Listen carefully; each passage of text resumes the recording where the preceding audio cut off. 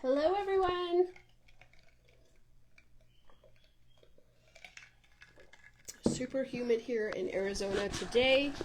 Hopefully you can hear me. Got my little mic here because every time I have the mic set up on this desk and I touch the desk, it makes an echoing sound. It's really annoying. I came here live on my actual personal profile.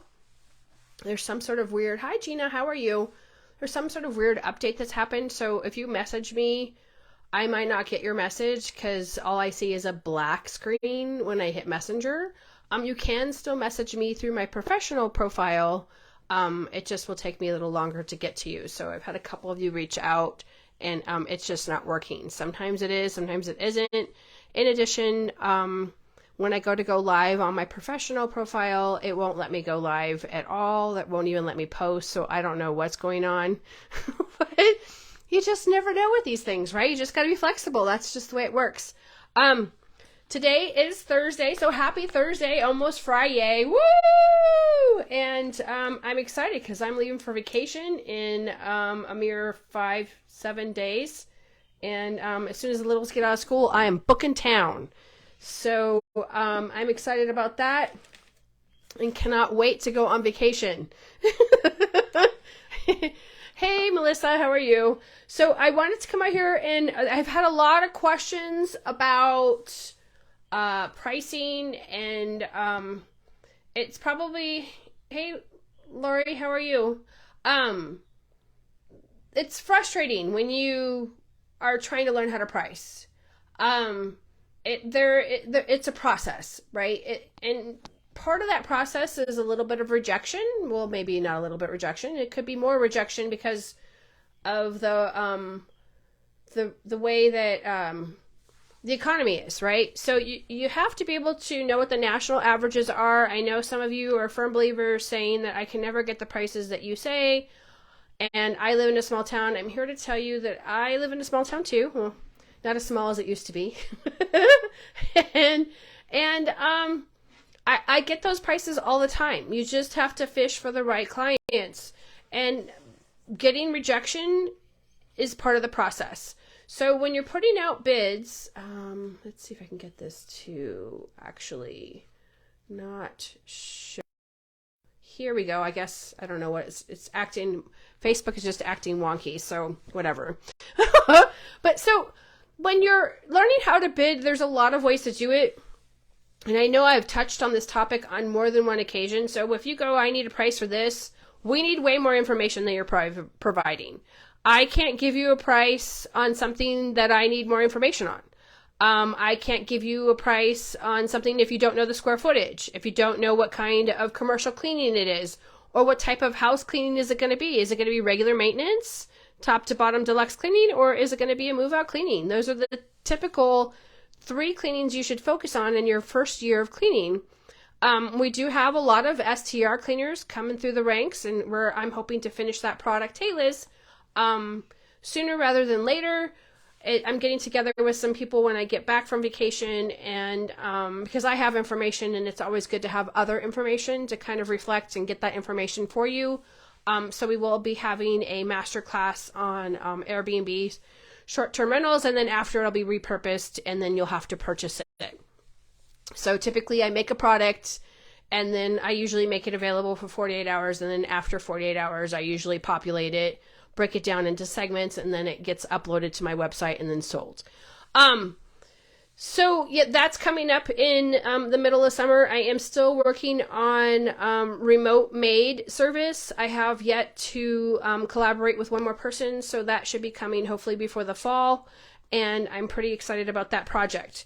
So if you're still frustrated because you're not getting the price point or you're nervous, it's all in the delivery and learning how to sell. Learning how to sell is an actual skill. For those of you who've been in retail, you know how to sell, right? Customer service is an art. I can't even believe that I have to say that. It's a skill that has gone soft. There is no customer service. There are no people. There aren't any workers. So we're watching everything kind of shrink down. So if you are the one token individual who offers customer service, you will succeed by default. I guarantee it. Lori, you changed your name. So make sure that you're providing customer service and that you know how to sell. A lot of you guys have heard me reference when I worked for the Metropolitan Museum of Art at South Coast Plaza. I took over that satellite store. It was the number 2 satellite store, and when I came in, they had this beautiful bridal white sapphire and white gold piece that they had never sold. The store had been in that mall for over 20 years. And it's just because nobody took the initiation to sell it. I sold 3 of them. They were $10,000 a pop, right? So I called up my boss because I was pretty cocky in my 30s. I said, what do I get if I sell one of these necklaces? And he just said, oh, Shannon, we've never sold one of those. You guys won't sell that. It's just there because. And I laughed. I said, what do I get if I sell it? He goes, I will fly out and get you a lobster dinner. I said, sold. Because non-for-profit can't get a lot, right? He had to eat crow while he watched me eat lobster 3 times. So learning how to sell is important. Knowing your craft is important. When you seem nervous or desperate, the homeowner is going to know. I talk to people. I am an encyclopedia of cleaning knowledge. It's overwhelming how much I know, right? So when I get them on the phone, there is a script that I'm following, or whoever's answering the phones, and they're following that script. But if they're lucky enough to get me, I'm just like boom, boom, boom, boom, boom. And you just learn to ask the right questions. It's the topic of conversation this week has been how to clean a grow house, right? Hey, Kristen. So we've had a lot of topics. This was actually mentioned in the podcast that we filmed this last week with our guest. And cleaning a grow house is a special type of cleaning. And you should charge anywhere from 50 cents to 75 cents a square foot. We all know as it becomes more and more legal in other states, people are not as neat and clean as they used to be when they had grow houses, right? I actually have walked into one here before it was actually legal. It was a house on the market. No one had checked on it. Walked in, there was a whole growing plantation. I think there was like 500 plants inside this one home. So needless to say, because I was like, what does that smell? And we walk in, you can totally smell it, right? But the residue from growing and the mixture of the chemicals, and then, it's a sticky plant, right? So there is a special procedure that has to happen. It's like a nicotine clean, right? So you have to be, hi Lucinda, you have to be knowledgeable enough to be able to sell it. And when they're going to choke, especially if it's a large house, that they're going to have to pay that price. We're all watching, and don't be afraid to name your price. The days of paying someone $5 an hour are gone. They will never return ever. The days of paying people $10 an hour are gone. For those of you who are offering part-time jobs at minimum wage or just above minimum wage, you need to rethink what you're doing, because you're just going to eat away at your profit. You're just going to constantly train new cleaners to become other entrepreneurs. and eventually they'll come my way, and then I'll teach them all they need to go. Hey, Tammy. So make sure that you understand what pricing entails. There's a lot of questions you need to ask. I usually say, hey, is this a single level home? I live in an area that has a lot of hills. Some of them are in the mountains. A lot of homes are 2 or 3 levels. That makes a big difference if the cleaning tech is going up and down. It also makes a difference on having to be careful, because a lot of the sewage, if it's in the city itself, gets pumped up the hill. A brand new pump can be anywhere from $2,000 to $10,000. And if you dump your mop water in the toilet and that microfiber gets stuck in the pump, you get to pay for a new pump, right? So there's things that you have to there's a learning curve, right? So when you're asking your questions, make sure that you are, you have a one-time bid sheet, over the phone bid sheet. If you are new, and I just had this conversation with someone the other day, well, I had it, I want to say 6 or 7 times, so six or 7 different individuals. It's better in the beginning, if you have the time and it's not super duper far away, to go in person. And I don't know why I can't make this go away. And you have more of a probability of closing the deal in person. Be ready to close the deal if they say yes. Don't say, I have to go home and give you a bid. Don't do it. Close the sale. You spent time getting all gussied up. You've got your uniform on. You have your clipboard in your hand. You're taking notes. You're talking about them. You're talking about their artwork, the view that they have, how beautiful their home is. Don't make yourself have to work harder. If they say yes and they fill out all the paperwork, get their credit card information, close the deal. Don't be shy. When I was brand new and I would sit on their couch and I would figure out how long it would take me for each room to clean. This is way back when I was just me, right? And I'd be like, okay, well, I knew this. And I always hey, Carol, I always knew to overbid and just in case. But I wasn't charging any money, so it didn't make any relevancy at that point, right? So make sure that you're understanding the process of what is entailed for the bidding process and giving a price. So always give a range, right? And this is discussed in the Pricing Blueprint Masterclass. And then after a while, after you start to close more and more of them, then you can start to try to do them over the phone. Hey, Martha. When you do them over the phone, it's a time saver for sure, especially when you're growing your business, you don't have a full office staff, you're trying to figure out, hey, Angel, you're trying to figure out how, you're going to maximize your time. Like, for example, I have littles, right? So I know I have a 6-hour window, right? From the time I drop off to the time I pick up, unless someone else is doing that task for me. Little kids get upset when you don't pick them up on time, right? So these are factors you have to get. So you become more efficient. So you become more efficient. So everything is done in blocks of time for me. So I know that I'm hitting the gym. I'm meeting with my trainer. I know that I have coaching calls. And then I have a couple Zooms and a couple masterminds I'm in. And those are all scheduled. I rewrite my schedule out. It's put into the Google Calendar. And it just sends me reminders. I just make it easier. Whatever calendar system you use, I mean, obviously I use GetJobber for the cleaning aspect of it. And I don't have to think about it. It's already in the schedule. The cleaning tech knows what time they're supposed to show up around. They know what type of equipment they need, if it's a move-out cleaning. These are all attributes that you think. So it costs money to be legit. It's easy to be not legit. You don't have insurance costs. You break something and you go, oh, sorry. Sorry I broke your shower door. I walked into a house, I want to believe it was last year. She insisted that I come in and do an in-person bid. It was all the way out in Williamson Valley, which is about 25 minutes with traffic. And I walked in and I was like, what is that big circle right there? And she goes, oh, I had an independent cleaner, and this was cleaned weekly, this house. And she decided that when I went on vacation, she was going to bring her friend in to clean, and her friend did that. And I go, her friend etched that glass. And she goes, I know. I go, that piece of glass right there this was last year, so the prices were lower. It was $1,500. And that's not including installation and having to remove the piece and all of the other stuff. You're looking at like $4,000, right? With labor and getting it all set up, letting it dry. She didn't even apologize. The cleaner didn't apologize. She didn't own it. She just blamed it on the friend. Oh, my friend did that. Sorry. Don't fire me. It's like, come on. If you want to have some skin in the game, be legit. So, and even then, if you had insurance, more than likely, because you should have known better, they wouldn't cover it. So when you're getting your policies, make sure that you understand what is going to be covered. Sometimes you guys come to me and they're like, I have insurance and they broke this $500 item. Pay for the $500 item. It's more than likely the insurance isn't going to cover the $500 item. You want insurance for the big items, like the $35,000 rosewood floors that were flown in from Brazil, right?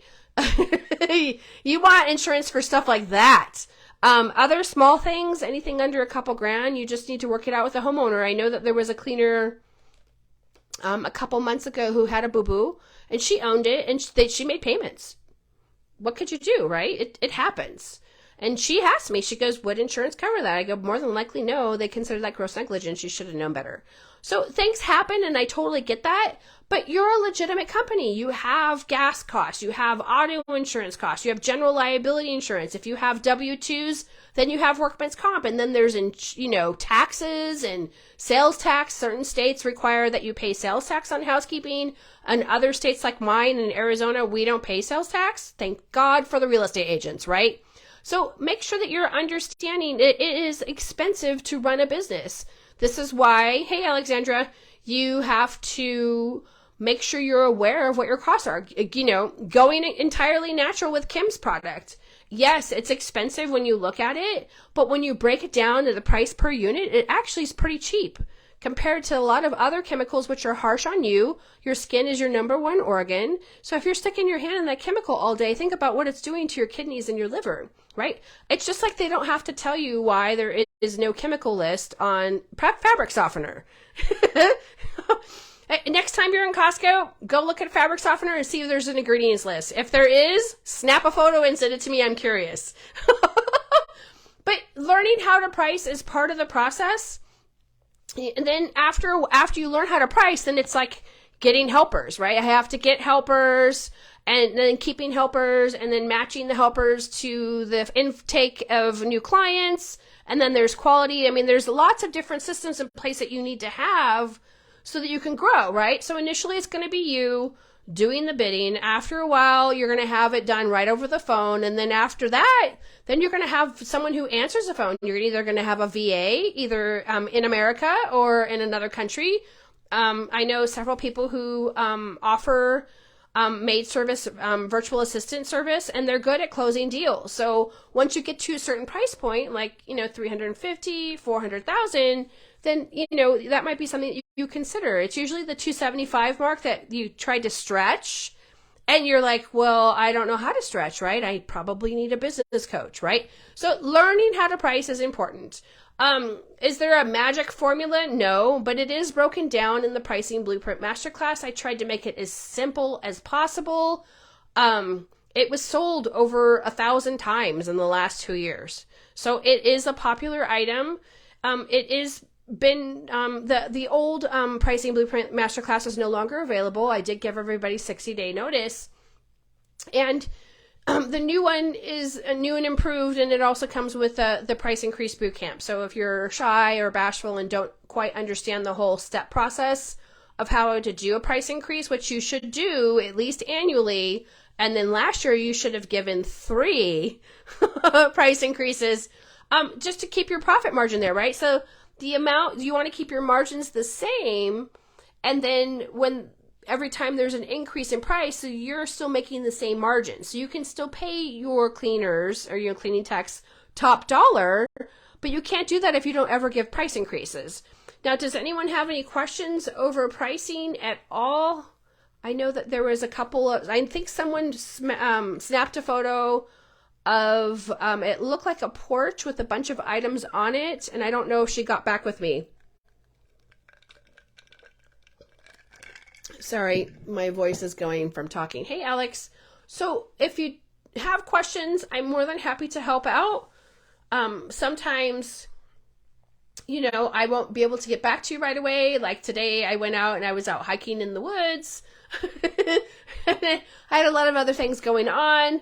So, if you message me in those times, I'm not answering my phone. I got a backpack on. I got dogs to manage. I got all these other things going on. I'm not going to answer my phone. Sorry. But I'm happy to walk you through the process 1 or 2 times.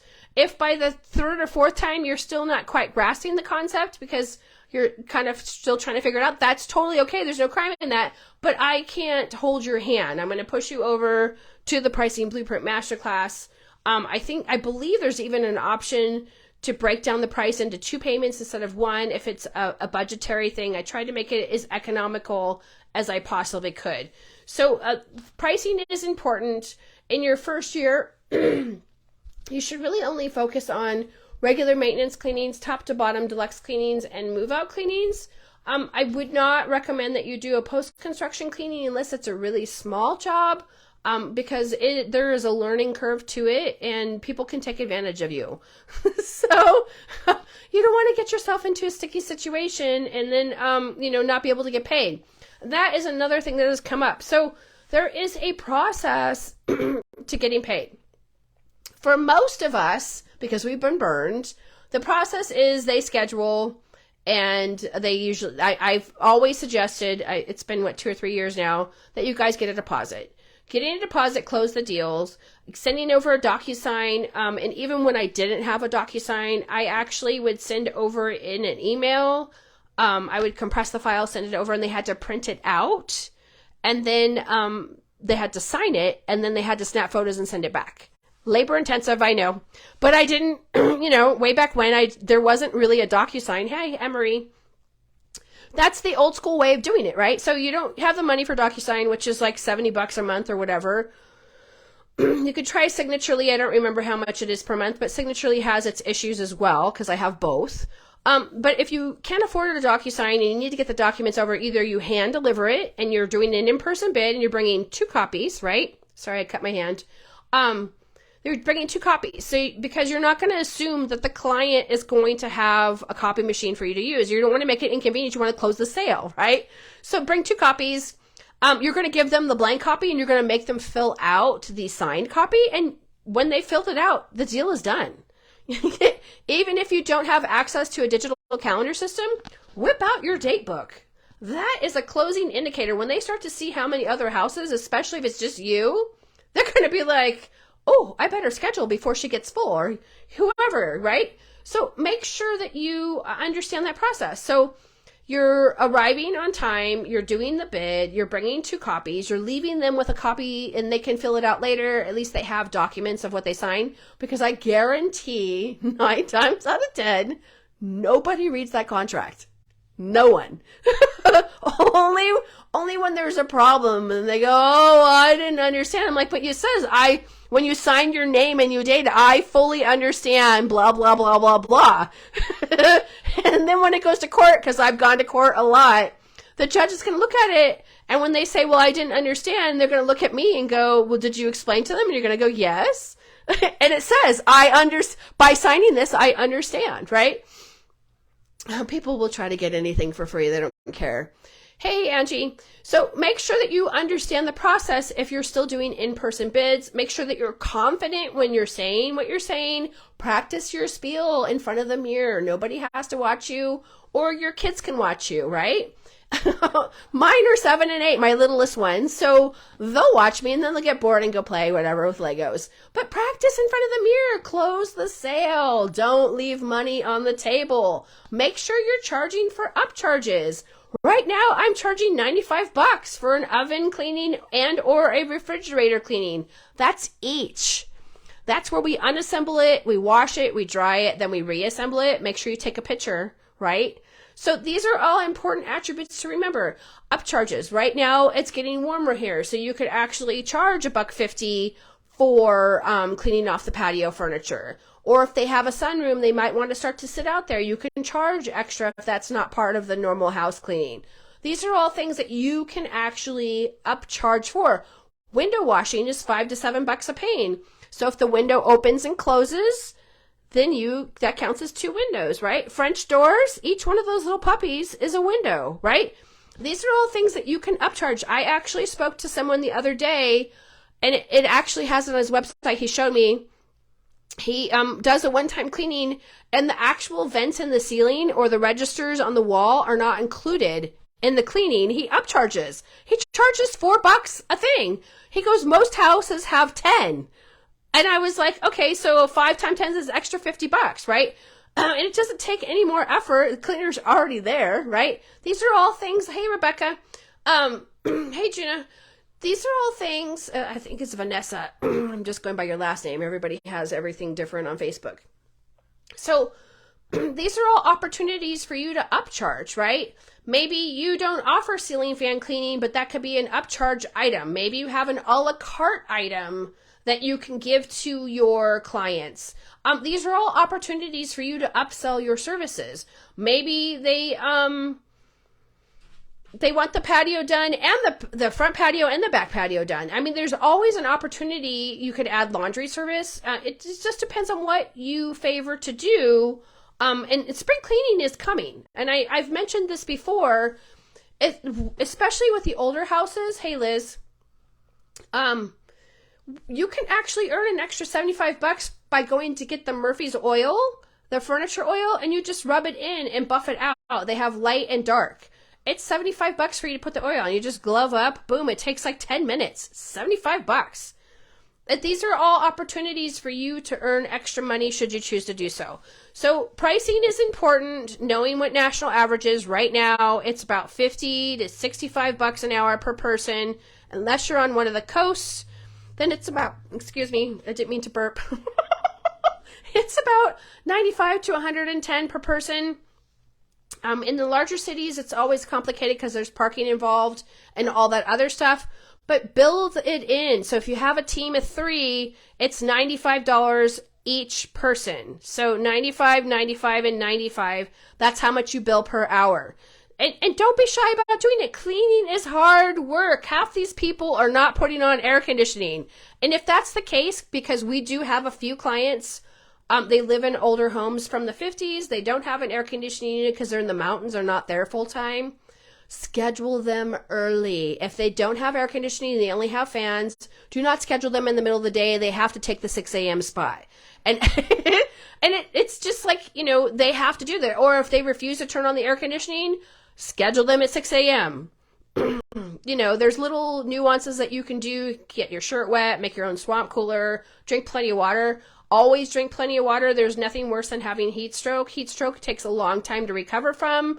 And usually by the second or third one, you could die. So make sure that you don't get heat stroke. Make sure that you're reminding your clients, hey, we need to have the air conditioning on at like 72 degrees. Failure to comply, well, blah, blah, blah, just a friendly reminder. These are all things that you can do to make your life easier, especially if it's out you cleaning. If you have girls, I always send a reminder email. We sent it on May 1st. I have another reminder again at the beginning of the month in June and July and August. Because it's hot. I don't want anyone passing out and getting heat stroke. So these are all suggestions that you can use to upcharge and make sure that you're making the most money. Does anyone have any questions for me? I think I covered everything that everyone was going through.